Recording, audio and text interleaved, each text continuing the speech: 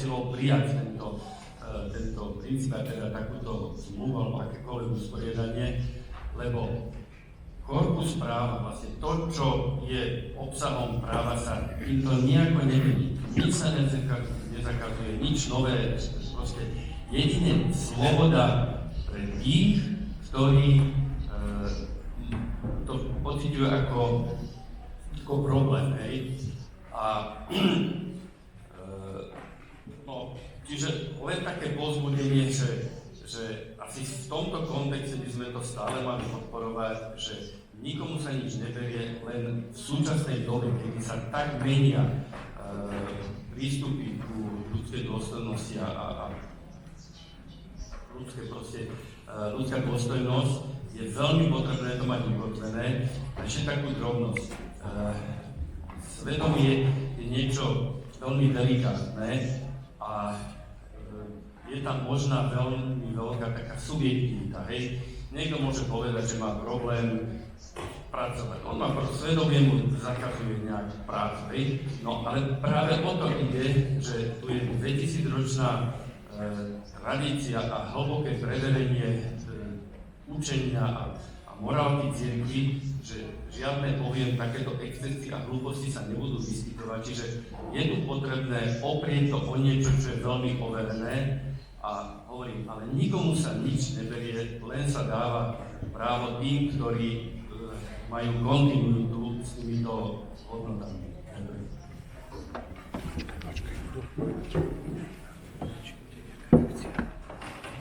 Mám k tomu niečo povedať, možno? Ja som súhlasil. Tá subjektívnosť pri tej práci na tej novej zmluve by sa samozrejme musela zobrať do úvahy. Tam nejde o to, že odmietem niečo, čo si sám myslím, že nie je dobré, alebo že by bolo v rozpore s učením cirkvi. Tam naozaj sa musí prepracovať to, čo je učenie cirkvi. Úplne prakticky to vyzerá tak, že tá základná zmluva by definovala tie princípy, ktoré štát bude chrániť v tom vnútroštátnom poriadku, a už tam je dôvodová správa k tej novej zmluve, ktorá povie, že ide o tieto a tieto prípady, ktoré by sa mali primietnúť do tých a tých zákonov. To musí samozrejme byť takto dobre pripravené. A potom pri príprave tých jednotlivých právnych noriem, tých zákonov, ktoré by sa prispôsobovali tej dohode štátu a cirkvi o tých chránených princípoch, tam bude ďalšia etapa k tomu, aby sa vysvetlilo, o aké princípy samozrejme ide. Musíme zobrať do úvahy, že také to ťažisko by bolo v práci na tej zmluve o ochrane svedomia so Svetou stolicou. Totiž to obsahuje to najucelenejšie učenie morálnych princípov, ktoré vôbec snad neexistuje. Takže myslím si, že tá subjektivita to je vec, ktorou by treba počítať a postupne ona by sa dostávala na konkrétnejšie poloh.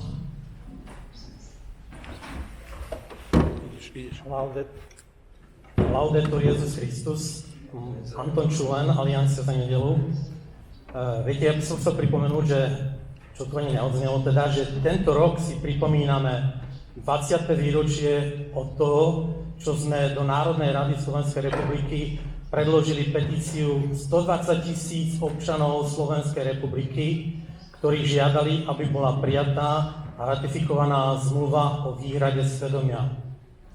Viete, toto je obrovské množstvo ľudí, no vtedy boli, ak si pamätáte, tá KDH krátko predtým odišlo z vlády, čiže tam boli nejaké trenice, aj s tým odovzdávaním, ale s pánom Martinickým, s Antonom Seleckým sa nám to podarilo 14. decembra 2006 odovzdať do Národnej rady. No prekvapilo nás na jednej strane to, že vtedy sa konferencia biskupov Slovenska od nás vyštancovala, hoci teda sme konzultovali s mnohými biskupmi a oni súhlasili s tým, aby petícia bola odovzdávaná a vypíhalo to aj z hlavičky, ktorá bola v petícii. Čiže to bolo všetko v súlade s tým, čo občania žiadali.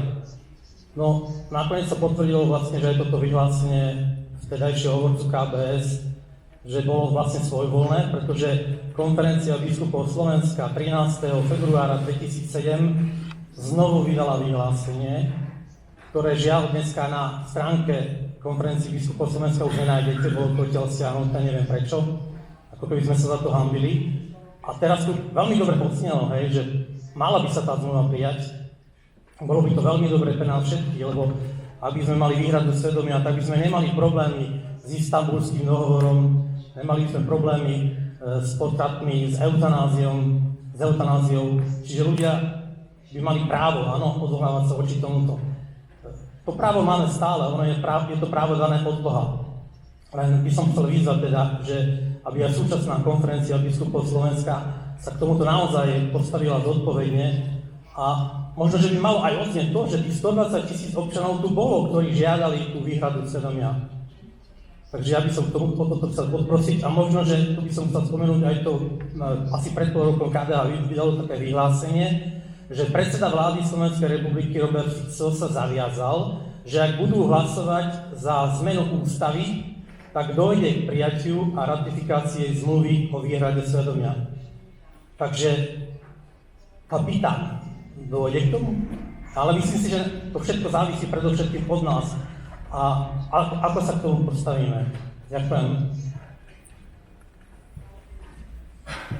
Ďakujem. To asi nebola otázka, ale je to výzva, takže myslím si, že počuli všetci, ktorí chcú počuť. Ďakujem veľmi. Dobre. Ďakujem veľmi pekne, predstavovať sa nebudem, lebo dávam opätovne otázku.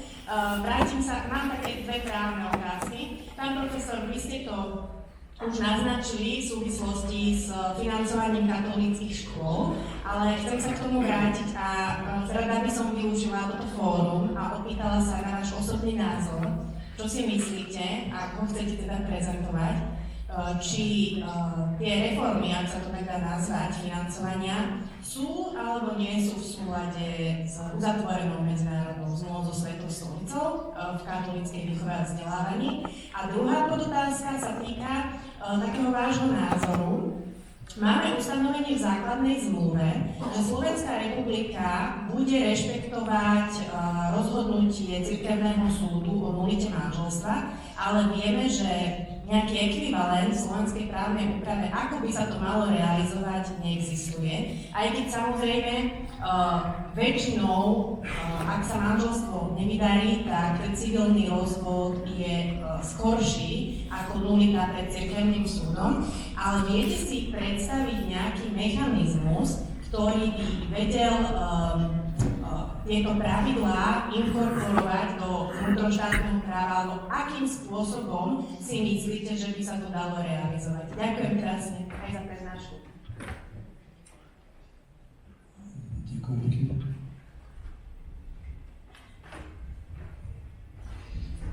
Financovanie škôl, cirkevných škôl. K tomuto nedáva presné inštrukcie, nie je tam presné ustanovenia v základnej zmluve, v tom článku 13, ktoré hovorí o školstve, ale v osobitnej zmluve o školstve. Tam naozaj bez akýkoľvek pochybnosti môžem povedať, že podmienky existencie cirkevných škôl mali byť rovnaké ako štátnych škôl. Dlhú dobu sa tam debatovalo o tom, že ako môže štát investovať nejaké financie do budovy, ktorá je cirkevná, povedzme, pri štátnej škole a podobne. Tie otázky sa potom riešili a často sme sa vyriešili. To, že či ten výsledok po týchto reformách, že tie reformy sú len teraz, viete, že vznikal tam určitý odpor zo strany cirkevných škôl, ktoré si prepočítavali tie veci aj na financie, povedzme, ale najmä si prepočítavali na možnosť zúčastniť sa, teda byť žiakom na určitej škole v určitom regióne. Možno, že ten problém je komplexný, to nie je len problém toho financovania. Celá tá otázka sa pravdepodobne nedá vyriešiť tým, že nevidíme, aký dopad tie reformy teraz budú mať. Je to otázka inak veľmi praktická na riaditeľov tých rôznych cirkevných škôl v rôznych stupňoch, ktorú tu ste dali, tak by vám povedali.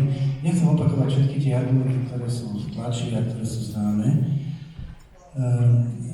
Samozrejme, že aj túto otázku treba vidieť v kontexte rôznych iných otázok vzťahov štátu a cirkvi.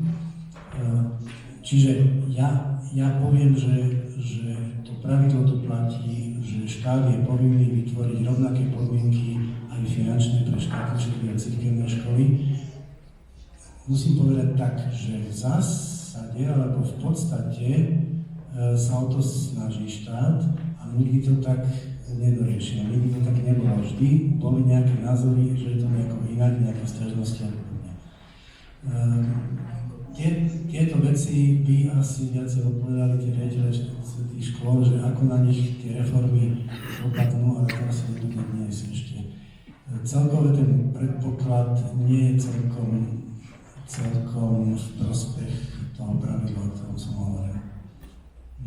Tá druhá otázka, o tom sme hodne diskutovali, myslím, že cirkevný právnik z arcibiskupy nevie to viacej povedať, ale pokiaľ ide o civilnoprávne normy a cirkevné normy a manželstvo, tak tie sme napokon nespájali veľmi, lebo účinok nulity nemôže byť rozvod, povedzme, ale účinok rozvodu môže byť nulita.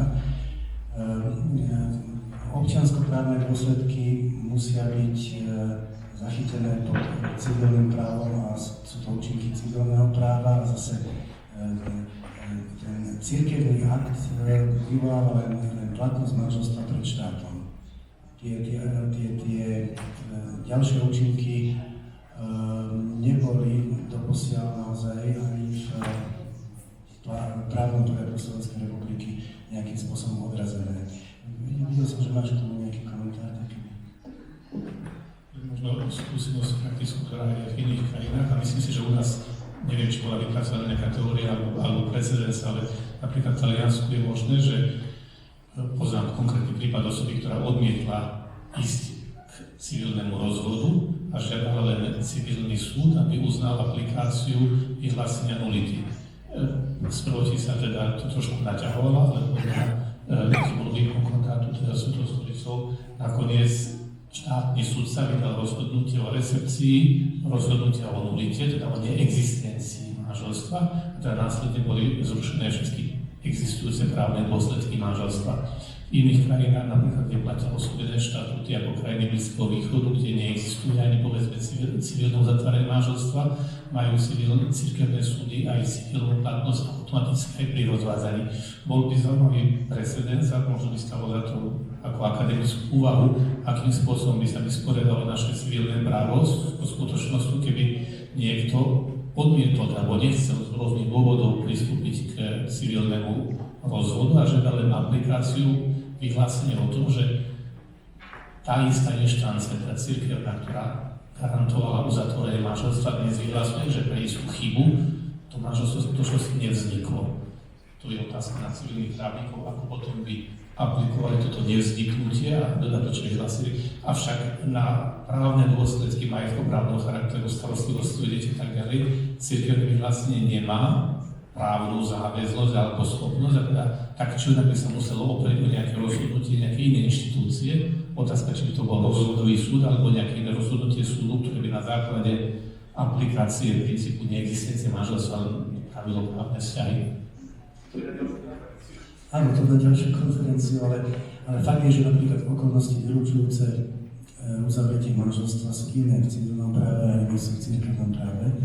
Takže toto by sa muselo tiež vyriešiť v takomto prípade, ale takýto prípad predsa zatiaľ nemáme a legislatívne v Národnej rade zatiaľ takéto návrhy som si nešiel.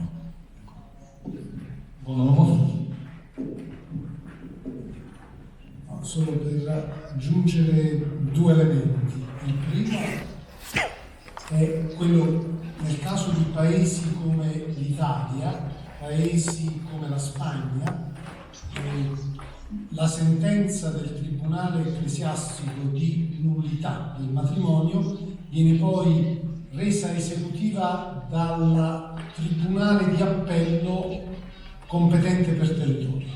Cioè se la diocesi, il tribunale di una diocesi emana la sentenza di nullità, per dare esecuzione degli effetti civili c'è bisogno di un tribunale, questo sia in Italia che in Spagna. C'è un altro caso particolare che è quello di Malta, perché Malta fino al 2002, quando non c'era la legge sul divorzio, prevedeva che la sentenza della Corte ecclesiastica fosse operativa anche per gli effetti civili. Adesso anche Malta ha introdotto la necessità. Su tutto però credo che dobbiamo fare riferimento anche alla